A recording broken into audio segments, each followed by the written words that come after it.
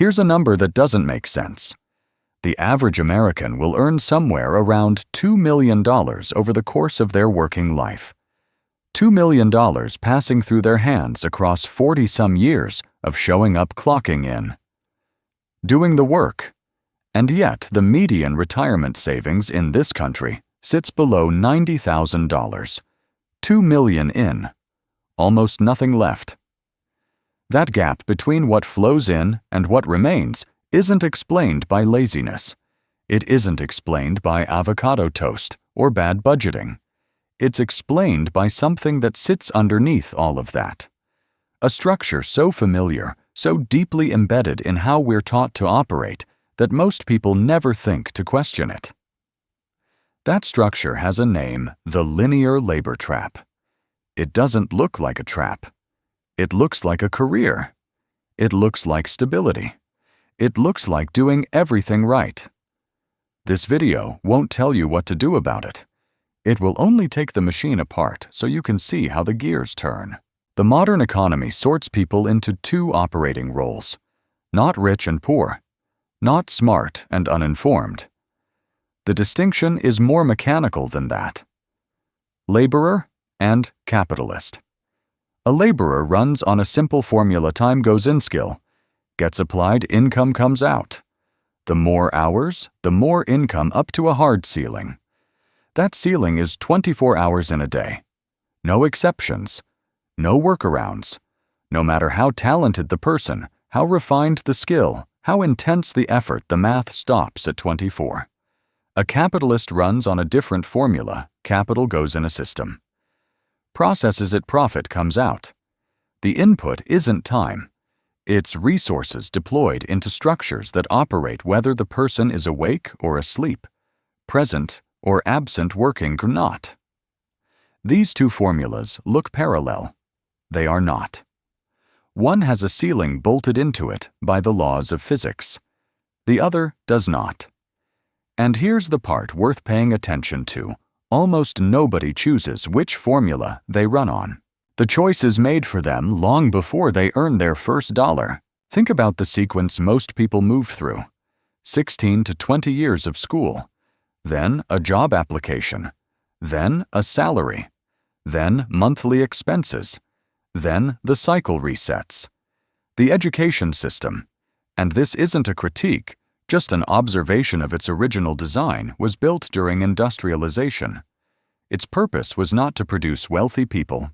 Its purpose was to produce reliable workers. Show up on time. Follow instructions. Complete assigned tasks. Repeat. That programming runs deep. It shows up in how people instinctively think about money: earn it, spend it, save what's left. Earn it, spend it, save what's left. Month after month. Year after year. The rhythm becomes so familiar, it stops feeling like a pattern. It just feels like life. The income arrives in a straight line, one paycheck at a time, each one roughly the same size. The expenses run in a parallel straight line: rent, groceries, transportation, insurance. The distance between those two lines is what people call savings. In most cases, that distance is razor thin. Sometimes it's negative. That's not a failure of discipline. That's the default architecture of the system. The system doesn't need its participants to accumulate wealth. The system needs them to come back to work on Monday. There's a mental image that makes this easier to see. Picture a treadmill. A person steps on, starts running. They get faster, a promotion, a raise, a better title. But as their speed increases, the belt beneath them accelerates too. Rent goes up. The car gets upgraded. The neighborhood changes. Restaurants get nicer. The wardrobe shifts. None of it feels extravagant. All of it feels earned. All of it feels normal. The runner looks down at their legs and sees effort. They feel the sweat. They hear their own breathing. Every signal tells them they are moving forward. But from outside the machine, the picture is different. The runner hasn't traveled a single inch. The scenery hasn't changed. Only the effort has increased. The treadmill isn't broken. It's functioning exactly as designed. Every time income rises, the surrounding environment advertising social comparison lifestyle defaults quietly adjusts the belt speed to match. The gap between earning and keeping stays roughly the same, no matter how fast the legs move. Meanwhile, the capitalist is not on the treadmill. The capitalist is sitting at the control panel. They are not selling their legs. They are programming the speed of the belt. When a laborer receives income, the flow moves in one direction, in, then out. Paycheck arrives. Bills get paid. Whatever remains, if anything remains, sits in an account earning interest lower than inflation, which means in real terms that money is quietly shrinking. The owner just can't see it happening.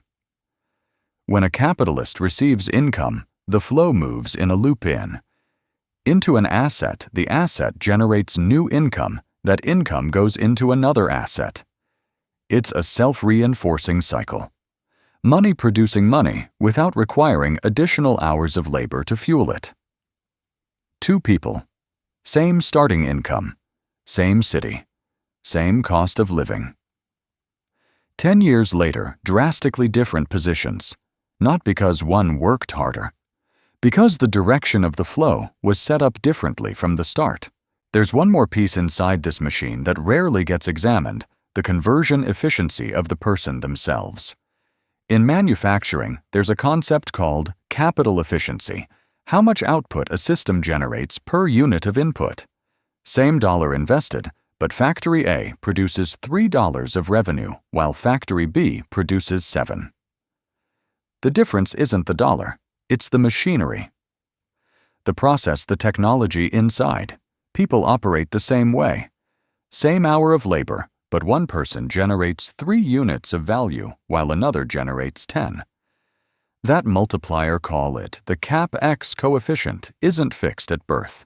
It shifts based on depth of skill quality, of network decision-making ability, physical and mental health.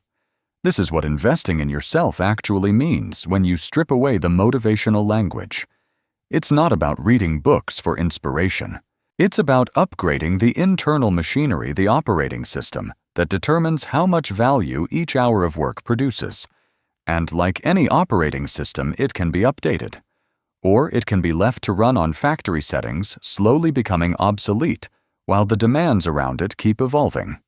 That's the mechanism. Not a moral story. Not a success formula.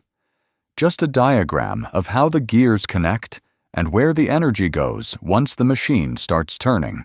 To see how this mechanism plays out, it helps to watch 2 people move through it in real time. Call them M and D. Both 25. Both just graduated. Both starting their first full-time job at roughly the same salary. Neither one comes from money. Neither one has an inheritance waiting or a family business to fall back on. Same starting line. Same clock. Same economy. M does what M was taught to do. Show up. Work hard. Get paid. Pay the bills. Save whatever's left at the end of the month, which most months isn't much. When M gets a raise, life adjusts upward in small, reasonable ways. A slightly better apartment. A newer phone. Eating out a little more often. None of it reckless. All of it within range of what everyone around M is also doing. D does the same job, earns the same paycheck, pays the same bills. But D runs one operation differently. Before any spending happens, before rent, before groceries, before anything, a portion of income moves first. Not into a savings account to sit idle. Into a position where that money begins working on its own. Only after that transfer does D look at what's left and build the month's spending around it. D doesn't live noticeably worse than M. The difference isn't visible at a dinner table. It's only visible inside the flow of money, and at that level, it's a completely different architecture. Both have been promoted. Both are earning more than they did at 25. The gap in income between them is negligible. M looks at the bank account and sees a modest cushion. But there's also a car payment, now a financed vehicle, that loses value every month while the loan balance doesn't. A portion of M's paycheck is quietly being redirected toward a depreciating object. M doesn't think of it that way.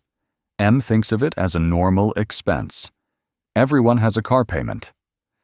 D looks at a different picture. The money that's been deployed over 5 years has started producing its own returns. Not dramatic, not life-changing yet, but enough for D to notice something that M hasn't experienced: income arriving without a time clock attached to it. A small stream, quiet, steady. Unrelated to how many hours D sat at a desk that week. D isn't wealthy, but D now has 2 sources of income. M still has one. M earns more than ever, but the cost structure has scaled alongside the income. Bigger rent, higher insurance, more obligations. The treadmill belt has matched every increase in speed. M works more not out of ambition now, but out of necessity. Taking a month off isn't an option. Stopping for even a few weeks would cause the whole structure to buckle. Everything M has built requires M's continuous presence to sustain it. D earns a similar salary. But underneath that salary sits a second layer, a decade of accumulated assets generating their own returns. D is not financially free. That's not the point. The point is that D has margin. If the job disappears tomorrow, D has 6 to 12 months of runway before anything becomes urgent. If an opportunity appears that requires a risk, D has capital to deploy. If D simply wants to pause, D has the structural room to do so without the entire system collapsing. Same decade, same total earnings, 2 completely different degrees of freedom. The math here isn't complicated. It's almost embarrassingly simple. The difference between M and D is not who earned more. It's not who was smarter or more disciplined in some abstract moral sense.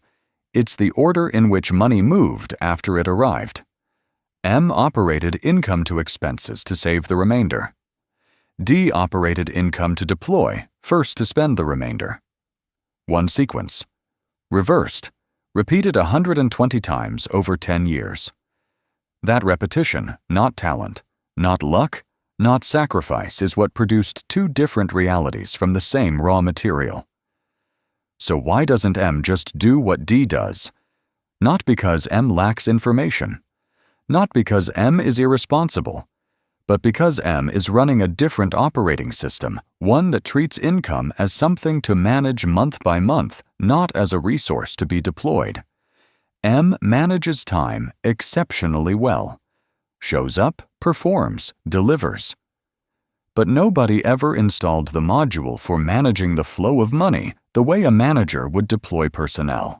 Every dollar is like an employee. It can be assigned productive work, or it can sit idle until it quietly disappears. M hires the employees, but never assigns them a role. The outcome isn't unfair. It's just mechanical. There's a blind spot in all of this that's worth naming directly. When most people diagnose their own financial situation, they reach for one of 3 explanations: I don't earn enough, I spend too much, I lack discipline. All 3 explanations point inward at the person. The individual is the problem. The individual needs to be fixed. But look at M and D again. M isn't lazier. M isn't dumber. M isn't more reckless. M is running a different system. A system that was installed by default through years of schooling, family modeling, and cultural repetition long before M ever had the language to question it. The blind spot isn't a character flaw. It's a structural one. Here's what it looks like up close. Most people believe they are managing money. What they are actually managing is time. They optimize their schedules. They chase promotions. They negotiate raises. They take on extra shifts. Every move is aimed at increasing what flows in. All of that is input optimization. What almost never gets designed is the output. What happens to money after it arrives? Where does it go? What does it do when it gets there? What is it building while its owner sleeps? Those questions don't show up in most people's operating system, not because they're incapable of asking them, but because the system they inherited never required those questions to be asked. The shift. And I want to be careful here, because this is not advice, just an observation about how the two models differ. The shift is not from poor to rich, it's from time manager to capital manager. One role optimizes hours, the other role deploys resources. A time manager asks, how do I earn more? A capital manager asks, how do I make what I already have work harder? A time manager views themselves as the engine, the single point of output. A capital manager views themselves as the operator upgrading the machinery, expanding the system, raising the conversion ratio of every unit that passes through. That reframe doesn't require a large income to begin with. It doesn't require a finance degree. It doesn't even require a different job. It requires a different understanding of what the job of managing money actually is, and the recognition that most people were never taught that job in the first place. The gap between M and D didn't start in their bank accounts. It started in their operating systems. Everything most people were taught about money revolves around a single model work. Earn or spend less. That model isn't wrong, it's just incomplete. It accounts for the input, but ignores the architecture of what happens after the input arrives. The linear labor trap doesn't hold people in place through cruelty or conspiracy. It holds them in place through familiarity. It looks like a career. It feels like progress. And that's precisely what makes it difficult to see from the inside. This isn't advice. This is observation. No advice, just observation. But there's one thing this video didn't cover. The linear labor trap doesn't just keep people on the same track, it generates an illusion of forward motion. Salaries rise, titles improve, lifestyles upgrade. But the distance to financial autonomy doesn't shrink. How that illusion works is a different conversation, and it's next.